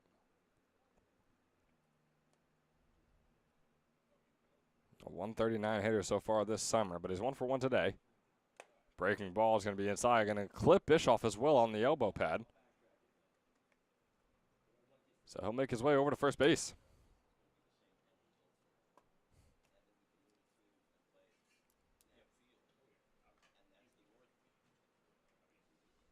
Number 11, center fielder Jack Plopper.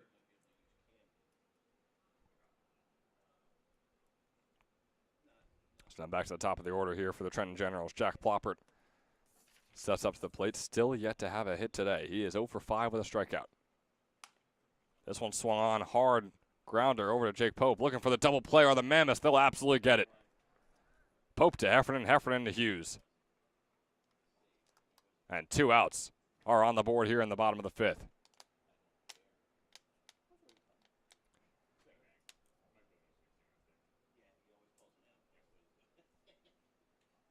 Number 29, shortstop Justin Sestowicki. Hallett makes his way over onto third base. Plopper now falls to 0 for 6 on the afternoon. And Justin Sestowicki steps up to the plate. This one swung on out to left center.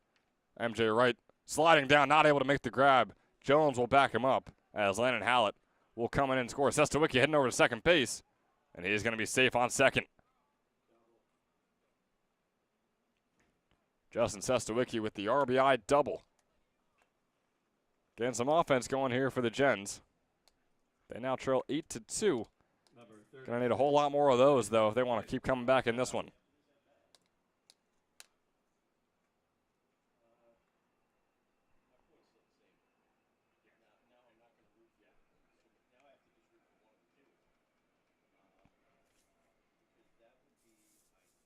Is on steps Nick Tomasetto, excuse me.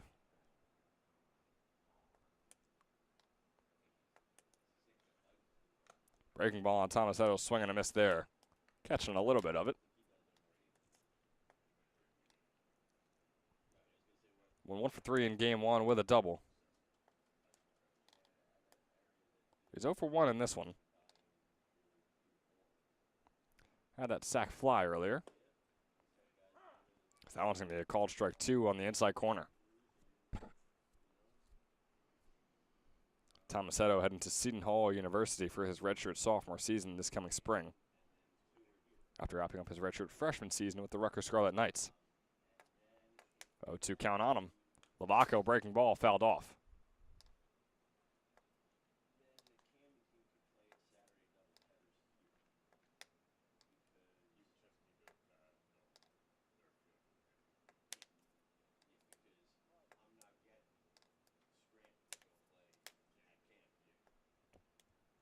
So here is the 0-2 offering to Nick Tomasetto.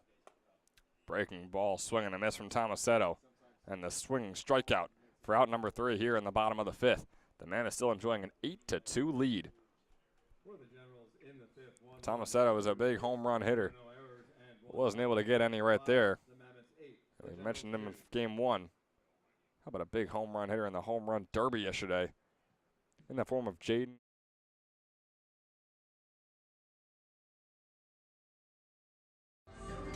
Here is our Toyota Drive of the Week. Sorry for the bit of the screen layout there, but that's one. Shouldn't have swinging the bat, don't have to zoom in too much. I mean, he is just freaking. And he did yesterday. Had 6 hits, 6 home runs, I should say, in the first round of the home run derby. Just barely got him into the second and final round, in which he was launching balls. over the wooden fence out there in Quakertown. 9 home runs That's in the 4. second and final round. Put him over Tom Rowan, who came in second, had 8 overall through both rounds. Shin with 9 in the second round, a new ECCBL All-Star Game record. He won the Home Run Derby and is our Toyota Drive of the Week for this week. The top of the 6th coming your way. Mammoths leading 8-2 when we return.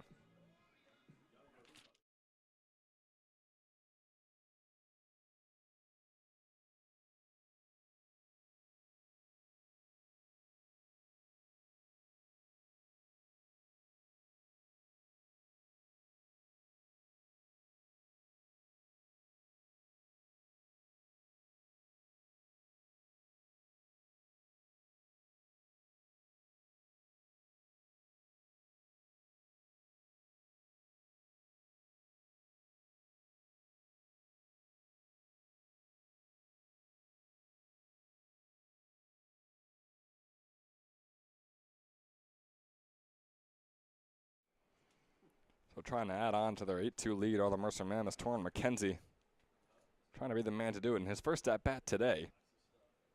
Well, it could be his first and last. Already here in the top of the 6th.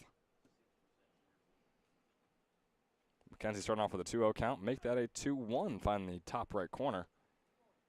It was Landon Hallett right there.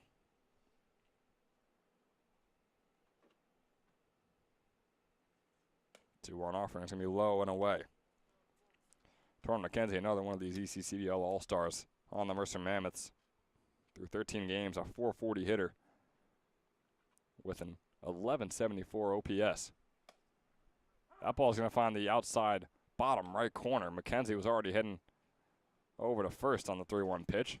But instead, a full count pitch coming up right here for him.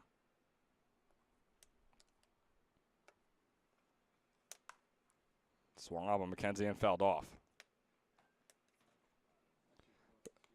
Torrin McKenzie dropped up his career at Mercer County Community College. This past spring, he was a .336 hitter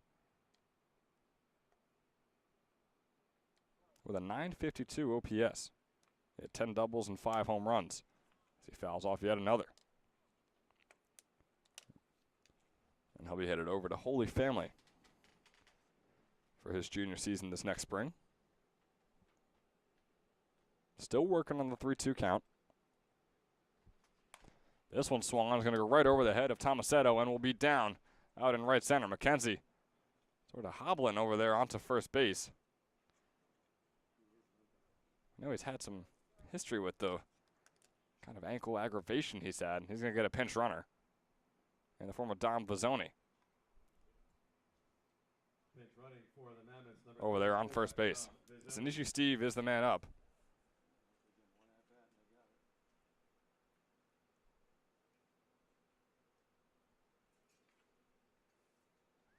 We get a quick mound visit here from Coach Coryell to his pitcher Landon Hallett, who again, a reminder, started off the bottom of the 5th with that single right up the middle with the ground ball. So far on his pitching day,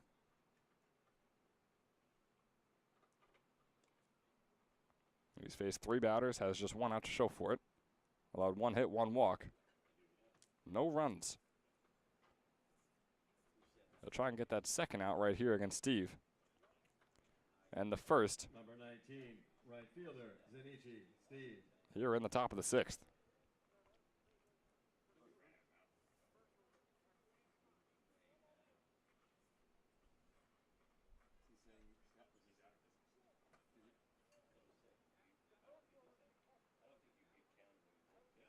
Got a bit of confusion with both coaches and both umpires.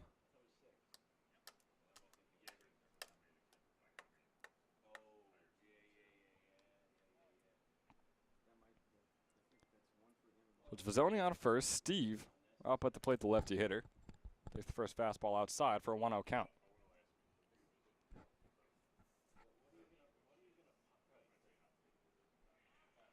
Off goes Vizzoni. Steve piecing this one out to right field. And Kalingo gonna make the grab.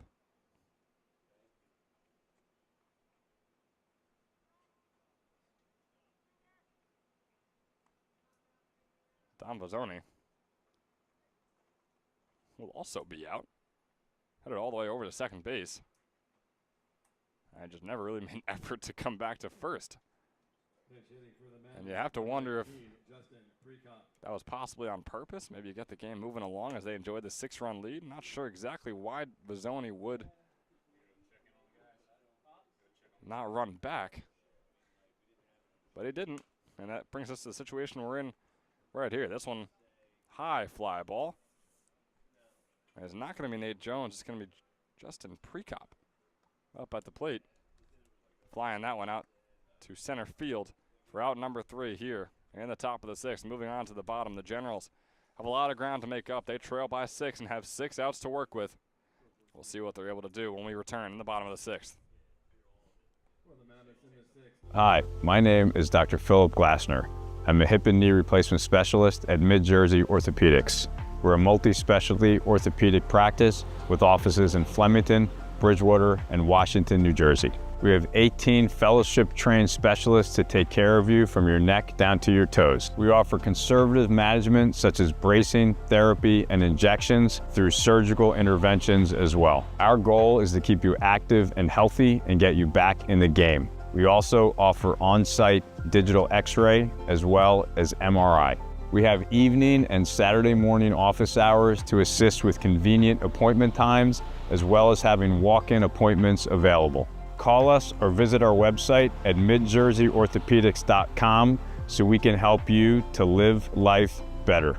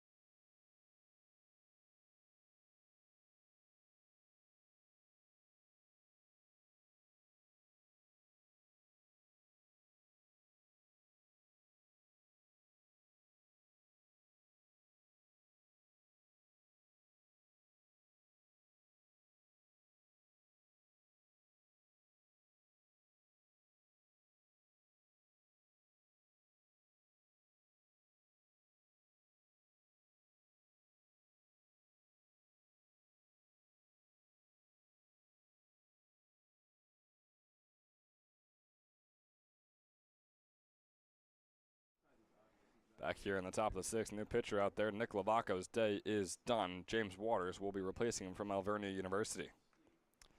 Lavaco threw 5 innings. He allowed just 5 hits.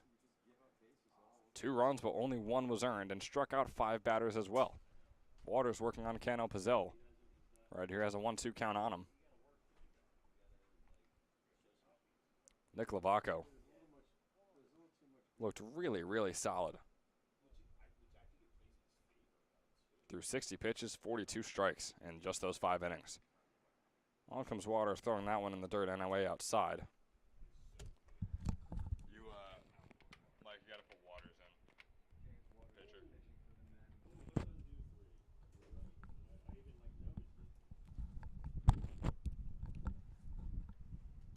Pitcher. 2-1, Cano Pizzell puts this one out to right field. Zanichi Steve chasing it down and making the grab up near the fence. Doesn't have to go all the way up against it. So 1 out is on the board here in the bottom of the 6th. Now the Generals have just 5 to work with.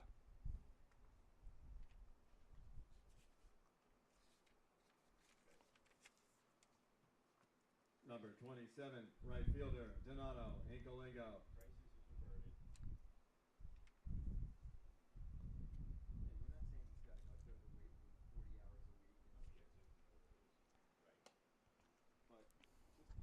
So now Donato Incolingo is going to step up to the plate.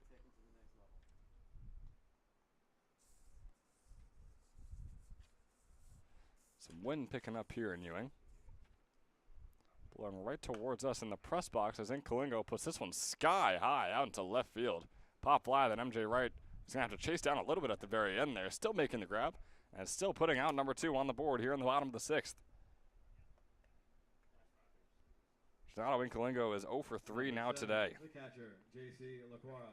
Definitely had his struggles. Yet to get on base by his own accord thanks to a hit or a walk. Now, he did get hit by a pitch in game number 1. As J.C. LaQuara is going to ground this one right over to Sean Heffernan, the shortstop. He makes a throw over to first and can't get it. Joey Socorro stretching out, not able to make the grab. Heffernan rounding first and headed over to second.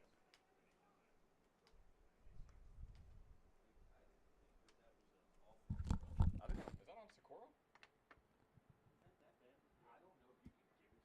You can't, but yeah, right?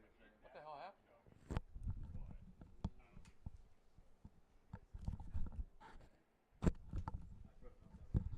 Bit of a weird play there. Heffernan had a solid throw over to first.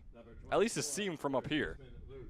Joey Socorro stretched out and was full sprawled out to make that grab, and he wasn't able to make the grab.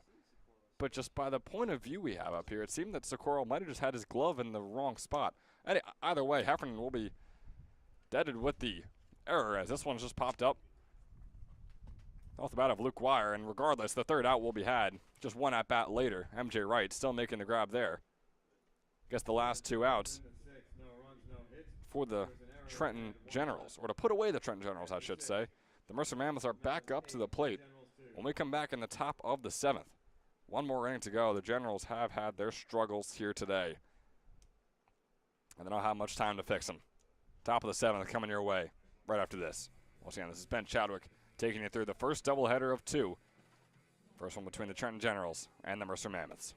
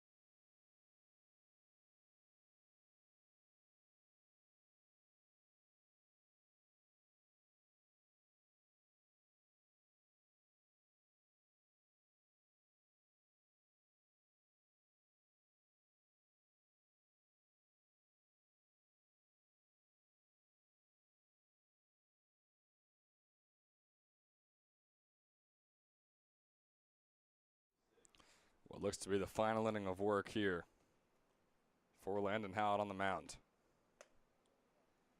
Top of the 7th here, MJ Wright up at the plate.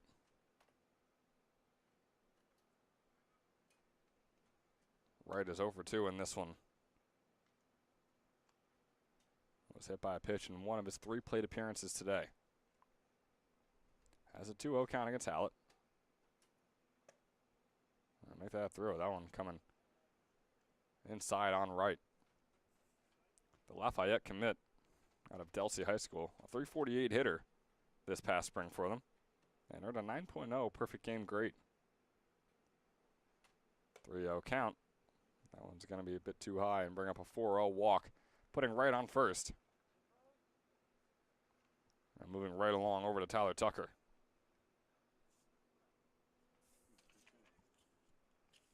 Pitch hitting for the Mammoths, number 6, Tyler Tucker. Now we're going to be outside as well. So Hallett struggling to find the strike zone to start off the 7th inning right here. Right as I say, that gets the bottom left corner. So through 28 pitches, he has 12 strikes to his name. As this one from Tucker is grounded right over to Tomasetto. Tomasetto struggling to get the double play. Will he at least get one? He will. Fumbled away and nearly got the error, but great recovery by him to get at least one out. Although right.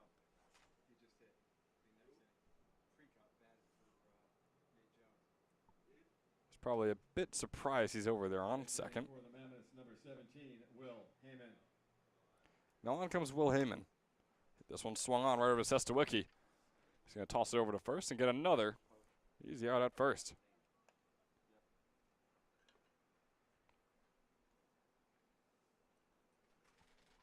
And so here's Sean Heffernan with 2 outs already on the board. Heffernan. And a runner on third in the form of MJ Wright.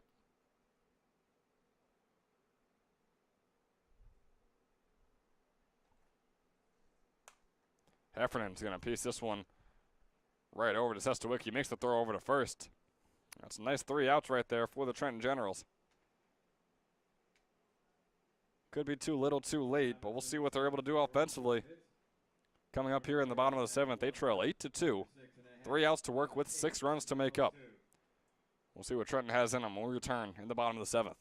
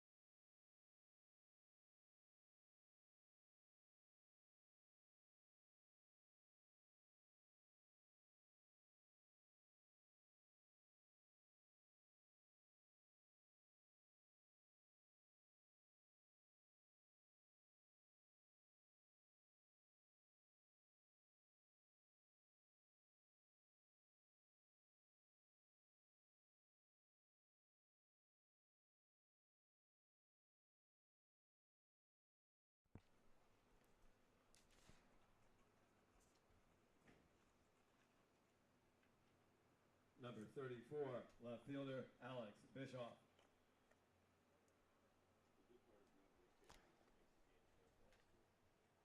So starting off very quickly with Lynn and Hallett here. Popping that one sky high for a quick out number 1. Now on comes Alex Bischoff, facing off against Giovanni Hallahan. Hallahan already pitched 19 innings so far this summer. Got a 1-0 count on Bischoff, who swings this one on right over to Heyman. Heyman, the new second baseman. Nice scoop and a nice toss over to Joey Socorro, another new first baseman as well, for out number 2 here in the bottom of the 7th. And just a little bit about Giovanni Hallahan before we might be already out of this game and ready to wrap things up here. Hallahan, 19 innings pitched so far this summer. He's got an 0-1 record. He allowed 21 hits and 9 earned runs in those 19 innings, along with 18 strikeouts. It all comes out to a 3.316 earned run average for him. Now we're back up to the top of the order with Jack Ploppert. He is 0 for 6 today with a strikeout.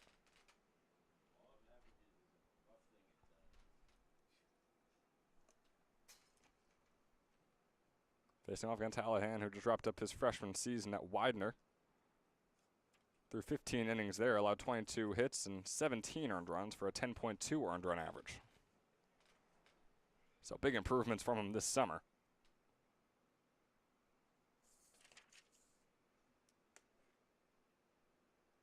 Plopper taking that one inside for a 3-0 count. He's heading into his sophomore season at Eckerd College. Didn't see any playing time in his freshman year. Was above a 400 hitter, but is now probably residing around a 370, 380 this summer as he puts this one sky high on a 3-0 count. Prekop, the center fielder, going to move over, make the grab, and just like that, pure and utter domination for the Mercer Mammoths here in doubleheader number 1 at Moody Park on this Sunday afternoon. 12-1 win in game 1, 8-2 win in game number 2. And as the communications major does a little bit of math here, that is a 20-3 overall margin that the Mammoths just defeated the Generals by.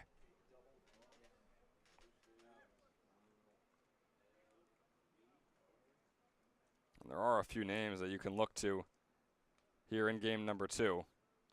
John Heffernan won our Toyota Player of the Game in game number 1. Unfortunately today he went, or in game number 2, he went 0 for 4 with a walk. A guy you could look to is the leadoff hitter for them, Jake Pope, who had 2 singles, went 2 for 3 with 2 RBIs and a walk. But our Toyota Player of the Game for game number 2 has to be the starting pitcher for the Mercer Mammoths, Nick Lavaco. 5 innings, 5 hits allowed, just a single earned run, and 5 strikeouts. He was absolutely incredible and really held on strong for the Mercer Mammoths here in game number 2 as they take an 8-2 win over the Trenton Generals, who now fall to 9-11-2, while the Mercer Mammoths improve to 13-7-1 and have a firm grip as they sit on the throne of the Southern Division here in the ECCBL.